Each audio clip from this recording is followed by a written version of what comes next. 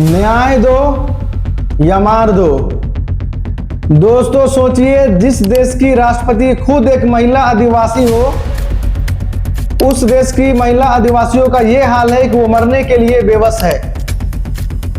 अक्सर हम देखते हैं कि हम लोग के अगर जात के एक मुखिया तक बन जाते हैं, उस जात को 1% भी तकलीफ नहीं होने देते हैं, लेकिन यहाँ तो पूरे के पूरे राष्ट्रपति उनके जात के हैं, फिर भी उन आदिवासी महिलाओं का ये हाल है। दोस्तों जरा कल्पना कीजिए, आप सुबह उठते हैं अपने उसी घर में जिसमें आपके दादा परदादा पैदा हुए, और उन्हीं जमीनों को देखते हैं जिन्हें आपके इन हाथों ने नहीं, आपकी उन पीढ़ियों ने सींचा। और फिर एक दिन आपको एक कागज थमाया जाता है जिसमें लिखा होता है अपनी जमीन दे दो। कुछ सालों में पूरा गांव पानी में डूब जाएगा। आप रोते हैं, गिड़गिड़ाते हैं, और जवाब में क्या मिलता है? एक चेक 12.5 लाख का। मानो एक जिंदगी, एक पहचान, एक विरासत किसी एक कागज के टुकड़ों में तोली जा सकती है।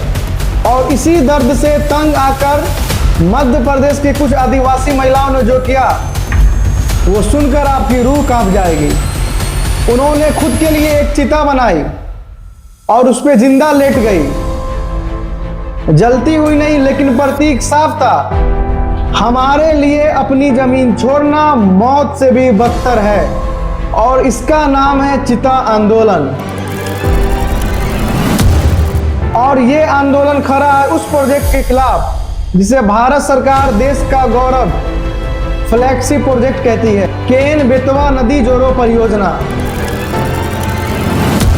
और आज मैं आपको बताऊंगा कहां झूठ है, कहां सच है, और सबसे जरूरी उन आदिवासियों की आवाज जिन्हें कोई नहीं सुनना चाहता। तो चलिए शुरू करते हैं। तो सीधी भाषा में समझिए, मध्य प्रदेश में एक नदी है केन, उसके ठीक बगल में एक नदी है बेतवा, जो आगे चलकर उत्तर प्रदेश में मिल जाती है। तो केन नदी में पानी ज्यादा है, तो सरकार कहती है केन नदी में पानी जरूरत से ज्यादा है, और बेतवा नदी वाला इलाका पानी की एक बूंद के लिए तरस रहा है।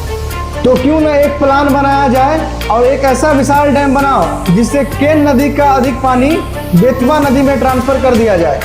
अब जरा ये आंकड़े सुनिए, 77 मीटर ऊंचा डैम, 221 किलोमीटर लंबी नहर, 44,605 करोड़ की लागत, और सरकार का दावा है कि इससे 10 लाख हेक्टेयर जमीन को सिंचाई का पानी मिलेगा और 62 लाख लोगों को पीने का पानी मिलेगा। तो दोस्तों सुनने में लगता है ना कि एक सूखी हुई जमीन पर पानी की पहली बूंद गिरी हो, लेकिन दोस्तों हर चमकती हुई तस्वीर के पीछे एक अंधेरा कोना होता है। ये प्रोजेक्ट ठीक बीच से गुजरता है पन्ना टाइगर रिजर्व के। ये टाइगर रिजर्व भारत के उन गिने चुने जंगलों में से एक है जहां बाघों को मौत के मुंह से बाहर लाया गया था। 2016 में इस प्रोजेक्ट को वाइल्ड लाइफ क्लियरेंस दी गई, लेकिन कैसे, ये जानकर आप हैरान रह जाएंगे। खुद पन्ना टाइगर रिजर्व के डायरेक्टर ने इस प्रोजेक्ट को मंजूरी देने से इनकार कर दिया, लेकिन बोर्ड ने उनके बात को दरकिनार कर दिया। फिर 2019 में सुप्रीम कोर्ट की अपनी कमेटी ने एक रिपोर्ट दी जिसमें साफ लिखा था कि नियमों का उल्लंघन हुआ है। फिर भी दिसंबर 2019 में कैबिनेट ने फाइनल मंजूरी दे दी, और दिसंबर 2024 में प्रधानमंत्री मोदी ने खुद खजुराहो में इसका शिलान्यास किया। और आज 2026 में इस वक्त आप जो वीडियो देख रहे हैं, दौधन डैम पे काम भी चल रहा है और सामने खड़े लोगों का विरोध भी। ये कोई इतिहास की बात नहीं है दोस्तों, ये अभी हो रहा है इसी वक्त। अब आता हूँ इस कहानी के सबसे दर्दनाक हिस्से पर। जब भी कोई बड़ा प्रोजेक्ट आता है तो हम डैम की बात करते हैं, हम बिजली की बात करते हैं, हम आंकड़ों की बात करते हैं, लेकिन एक चीज जो कैमरे में कभी नहीं दिखाई जाती वो है वो चेहरे जो इस डैम की गहराई में हमेशा के लिए गुम हो जाएंगे। मध्य प्रदेश के छतरपुर जिले का दौधन गांव, जहां पीढ़ियों से रहते हैं कोल और गोंड आदिवासी, खेती करते हैं, जंगल से जीते हैं और नदी को अपनी मां मानते हैं। अब इस डैम की वजह से 6600 से अधिक परिवार अपना जमीन खोने वाले हैं, और बदले में क्या मिल रहा है? 12.5 लाख प्रति एकड़। लेकिन इन परिवारों का एक ही कहना है, ये पैसा हमें हमारी जमीन नहीं दे सकता, ये पैसा हमें हमारी जड़ें नहीं दे सकती। और इसी दर्द ने जन्म दिया चिता आंदोलन को। जहां आदिवासी महिलाएं खुद चिता पर लेट गई, ये बताने के लिए कि उनके लिए जमीन से उखड़ जाना मौत से भी बदतर है। इसके बाद जल सत्याग्रह हुआ, नदी में खड़े होकर विरोध, भूख हड़ताल हुई, मिट्टी सत्याग्रह हुई। कुछ महिलाओं ने तो गले में फंदे लगाकर फांसी आंदोलन तक किया। एक आदिवासी महिला है फूलवती, जो इन हजारों प्रदर्शनकारियों में शामिल थी। उन्होंने बस इतना कहा, हमारी रोजी रोटी जमीन से जुड़ी है, हमें नहीं पता आगे हमारा क्या होगा। एक पल रुकिए और इस लाइन को फिर से पढ़िए, हमें नहीं पता आगे हमारा क्या होगा। एक इंसान जिसने जिंदगी भर मिट्टी में विश्वास किया, आज नहीं जानता वो कल कहां सोएगा। और इन परिवारों को भी मांग कोई पहाड़ जैसी नहीं है दोस्तों, इनकी बस इतनी सी मांग है, बेहतर मुआवजा दिया जाए, सही पुनरावास दिया जाए और सरकार से एक बातचीत। अगर दोस्तों मैं आपको अगर सिर्फ एक तरफ की कहानी सुनाकर छोड़ दूं तो ये आपके साथ नाइंसाफी होगी।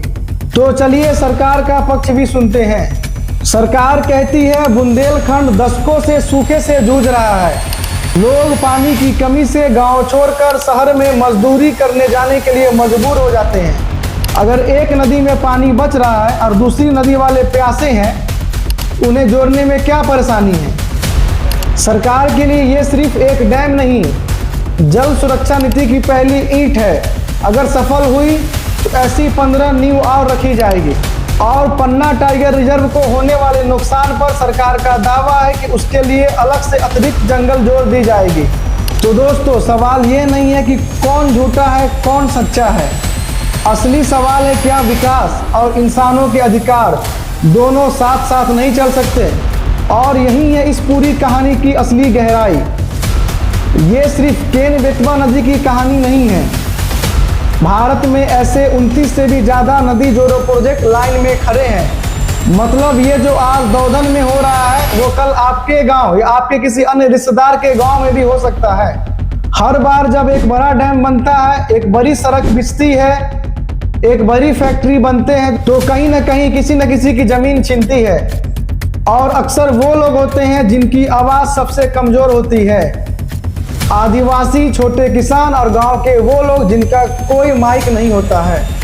असली सवाल है क्या विकास ऐसे तरीकों से नहीं कर सकते हैं जहां किसी मां को अपना ही हक मांगने के लिए अपने ही चिता पर नहीं लेटना पड़े। आप ही कमेंट में बताइए आपको क्या लगता है, सही है देश का विकास या उन लोगों का घर जिनकी वजह से मिट्टी आज भी जिंदा है।